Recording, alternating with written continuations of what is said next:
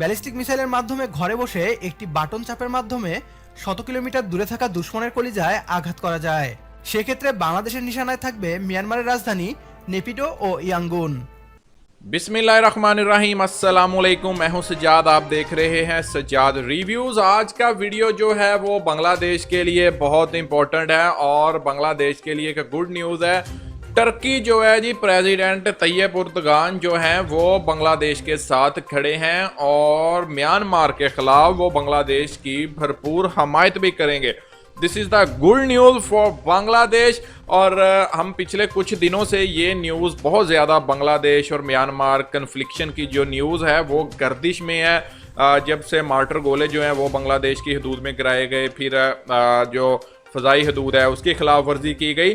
तो आपको बताते चलें कि आज का जो वीडियो है वो टर्की की जानिब से एक वीडियो हमें मसूल हुआ है, BD ट्यूब का वीडियो आपके साथ हम करेंगे शेयर और आपको बताएंगे कि बांग्लादेश अकेला नहीं है, बल्कि अगर हम इस वक्त टेक्नोलॉजी में बात करें तो टर्की जो है वो इस्लामिक वर्ल्ड में टेक्नोलॉजी में सबसे एडवांस है और वो पूरे तरीके से बांग्लादेश के साथ खड़ा है।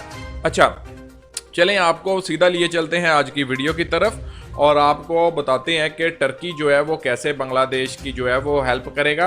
सबसे पहले ये वीडियो देखिए।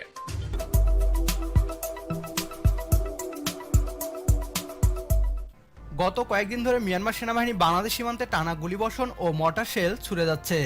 কূটনৈতিক ভাষায় এই ঘটনার প্রতিবাদ করার পর যেন মিয়ানমার জান্তা সরকার আরও ক্ষেপে যায়। এরপর তারা বাংলাদেশ সীমান্তে হেলিকপ্টার ও যুদ্ধবিমান নিয়ে হাজির হয়। বোঝাই যাচ্ছে এদের লক্ষ্য একটাই, বাংলাদেশের সাথে যুদ্ধে লিপ্ত হওয়া। বিশেষজ্ঞদের মতে মিয়ানমার জান্তা সরকারের ধারণা তাদের যে সক্ষমতা তাতে তারা বাংলাদেশকে সহজেই হারিয়ে চট্টগ্রাম ও সেন্ট মার্টিন দখল করবে, যেটাকে তারা আরাকান রাজ্যের অংশ মনে করে। বাংলাদেশ সীমান্ত লঙ্ঘন ও প্রতিনিয়ত বাংলাদেশকে টার্গেট করে মিয়ানমার যে হারে গোলাবর্ষণ ও মর্টার শেল ছুড়ে যাচ্ছে, বাংলাদেশ বাধ্য হয়ে কূটনৈতিক প্রতিবাদ ছেড়ে দিয়ে সামরিক অভিযান শুরু করলে অবাক হওয়ার কিছুই থাকবে না।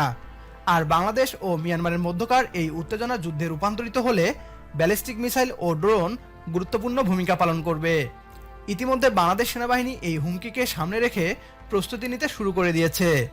ব্যালিস্টিক মিসাইল এমন এক ধরনের রকেট চালিত স্বনির্দেশিত কৌশলগত অস্ত্র ব্যবস্থা যা একটি নিক্ষেপী গতিপথ অনুসরণ করে উৎক্ষেপণ স্থান থেকে পূর্ব নির্ধারিত লক্ষ্যে বিস্ফোরক সরবরাহ করে। ব্যালিস্টিক মিসাইলের মাধ্যমে ঘরে বসে একটি বাটন চাপের মাধ্যমে শত কিলোমিটার দূরে থাকা দুশমনের কলিজায় আঘাত করা যায়।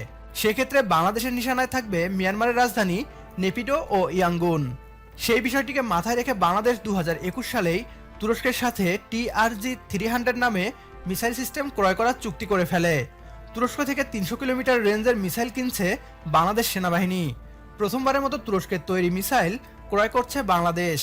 TRG-300 নামের মিসাইল সিস্টেমটি আগামী বছরের জুনের 21 তারিখ থেকে বাংলাদেশে সরবরাহ করা হবে বলে তুরস্কের ডিফেন্স মিনিস্ট্রির এক টুইটার বার্তায় বলা হয়েছে। তুর্কি রকেস্টান কর্পোরেশন মিসাইল সিস্টেমটি বানিয়েছে। মিসাইলটি লম্বায় 30 ফুট 2 ইঞ্চি, ক্যালিবার 12 ইঞ্চি। TRG-300 মিসাইল সিস্টেমকে আরও উন্নত করে 300 কিলোমিটার পর্যন্ত আঘাত হানতে সক্ষম করে বাংলাদেশে পাঠানো হচ্ছে বলে তুরস্কের পক্ষ থেকে দাবি করা হয়েছে। বাংলাদেশ তাদের সীমান্ত থেকে 300 কিলোমিটার দূর পর্যন্ত যে কোনো অঞ্চলকে টার্গেট করে ধূলিসাৎ করতে পারবে বলে জানানো হয়েছে ডিফেন্সিয়া.com নামের একটি তুর্কি অনলাইন পোর্টালে। তুরস্কের বিখ্যাত বাইরাক্তার TB2 ড্রোনের মতোই এই মিসাইলও একাধিক যুদ্ধে পরীক্ষিত। মিয়ানমারের কাছে এখন পর্যন্ত এত বড় রেঞ্জের কোনো মিসাইল নেই। এর মাধ্যমে বাংলাদেশ তাদের সীমান্ত থেকে 300 কিলোমিটার দূর পর্যন্ত যে কোনো অঞ্চলকে টার্গেট করে ধূলিসাৎ করতে পারবে। ডিফেন্সিয়া.com নামের একটি তুর্কি অনলাइन পোর্টালে এমনটাই দাবি করা হয়েছে। तो चलें जी, आपने वीडियो देखा है और आपको पता है कि किस तरीके से टर्की जो है सबसे पहले हम बांग्लादेश की अगर हम बात करें तो बांग्लादेश की जो आर्मी है, जो मिलिट्री है, उसको अपने जो लग्जरी एक्सपेंसेस हैं उनको कुछ कम करके अपना जो डिफेंस है, स्पेशली अपना जो उनके वेपन्स हैं उनके ऊपर थोड़ा सा खर्चा करना होगा। उनको जो है लेटेस्ट टेक्नोलॉजी जो है वो बांग्लादेश को अडॉप्ट करनी होगी, क्योंकि आप देखें कि बांग्लादेश के लिए दो बड़े थ्रेट हैं। एक साइड पर इंडिया है और दूसरी तरफ म्यांमार है।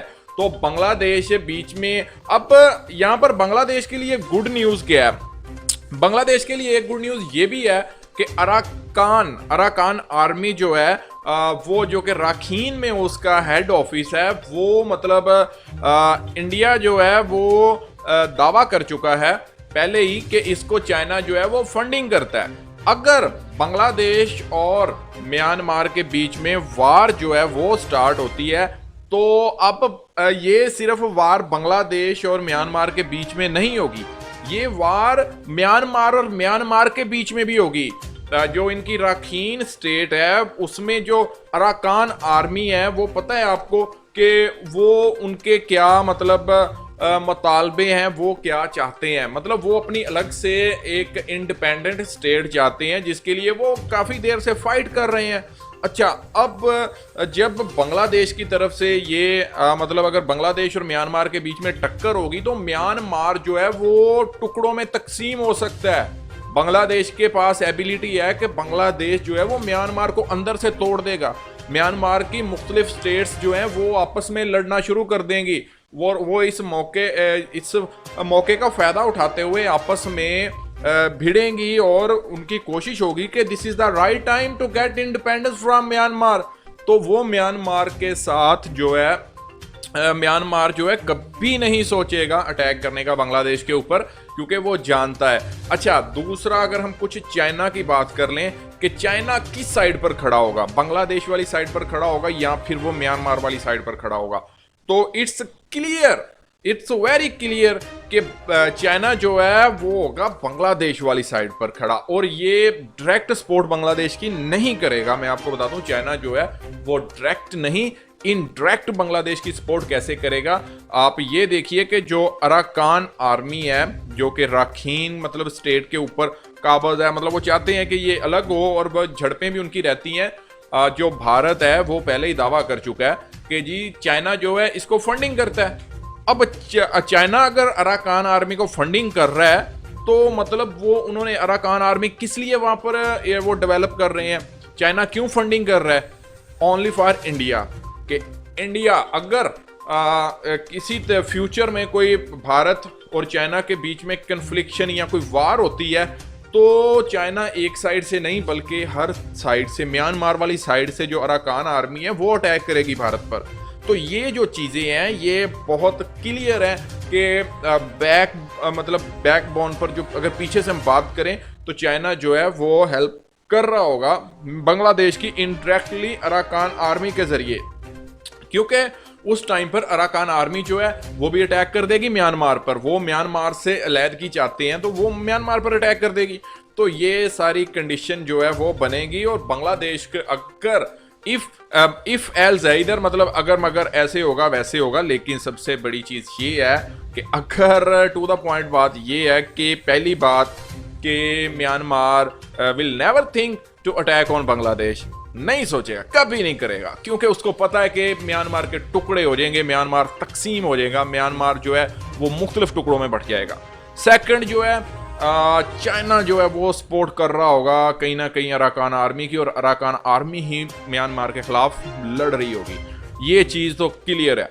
अच्छा, अब बात हम वेपन्स इस वीडियो की बात कर लेते हैं। तो इस वीडियो में जो हमने देखा है कि टर्की जो है, टर्की अगर बांग्लादेश को लेटेस्ट वेपन दे रहा है, बैलिस्टिक मिसाइल्स दे रहा है, लेजर गाइडेड मिसाइल्स दे रहा है, ड्रोन्स दे रहा है, तो यहाँ पर टर्की जो है वो ओपनली बांग्लादेश के साथ खड़ा है और बांग्लादेश की सपोर्ट कर रहा है, जो कि करनी भी चाहिए। एक मुस्लिम देश को दूसरे मुस्लिम देश की खुलकर सपोर्ट करनी चाहिए। मैं कहता हूँ ये पीछे से मतलब बैकग्राउंड में हम कर रहे हैं, हम छुप कर रहे हैं, मतलब सामने नहीं आ रहे, ऐसा नहीं होना चाहिए। दुनिया को बता देना चाहिए किसी भी मुस्लिम देश के खिलाफ कोई देश जो है वो सर उठाता है तो सभी मुस्लिम देशों को ओपनली कहना चाहिए कि we are with you because we are Muslims and अब हमें जरूरत है यूनिटी बनाने की और हम आपके साथ खड़े हैं। और यही अंदाज अगर ये मुस्लिम देश जितने हैं ना ये अपना ले तो मैं कहता हूं किसी दुश्मन की जुर्रत नहीं होगी कि किसी भी देश की तरफ, मुस्लिम देश की तरफ आंख उठाकर वो बात भी कर सके। तो इसकी हमें बहुत ज्यादा जरूरत है अभी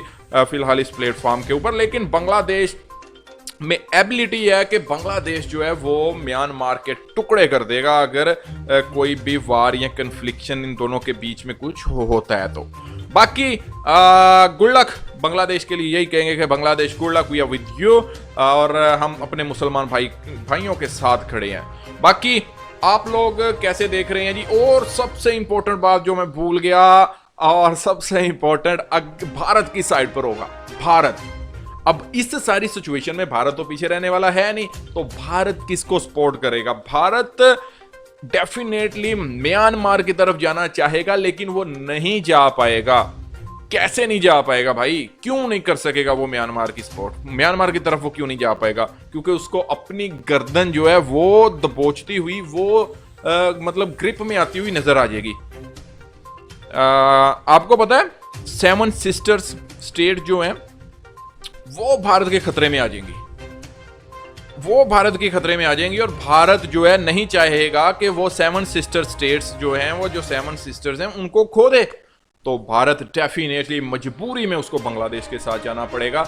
अगर भारत जो है म्यांमार की तरफ जाएगा तो चाइना एंड बांग्लादेश जो है वो मिलकर इनकी जो चिकन नेक है उसको दबोच लेंगे और 7 सिस्टर्स को तोड़ देंगे, भारत से अलग कर देंगे। तो भारत ये कभी नहीं चाहेगा। बाकी आपने की मोनिक और एक कमेंट बिलो। मिलते हैं नेक्स्ट वीडियो में। रखिए अपना बहुत सारा ख्याल। गुड बाय, अल्लाह हाफिज।